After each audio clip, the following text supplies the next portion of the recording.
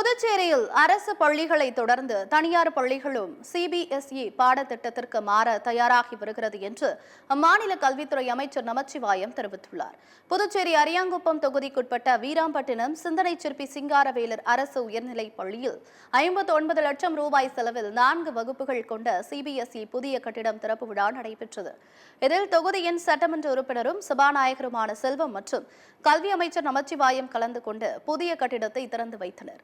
இதனைத் தொடர்ந்து செய்தியாளர்களிடம் பேசிய அமைச்சர் நமச்சிவாயம், புதுச்சேரி ஆரம்ப பள்ளியில் பணிபுரியும் ஆசிரியர்களுக்கு பதவி உயர்வு வழங்கப்பட்டுள்ளதால் 157க்கும் மேற்பட்ட ஆரம்ப பள்ளி ஆசிரியர் பணியிடங்கள் காலியாக உள்ளதாகவும் விரைவில் அந்த காலி பணியிடங்கள் நிரப்பப்படும் என தெரிவித்தார்.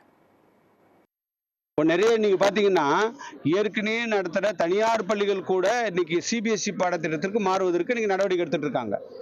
உதாரணத்துக்கு வந்து பெட்டிசம்பர் போன்ற பள்ளிகள், இமாக்குலேட் போன்ற பள்ளிகள்லாம் அந்த பள்ளிகள் கூட இன்றைக்கு ஸ்டேட் போர்டில் நடக்கிற பள்ளிகளை சிபிஎஸ்இ பள்ளிகளா மாத்துறதுக்கு நடவடிக்கை எடுத்துக்கிட்டு இருக்கிறாங்க.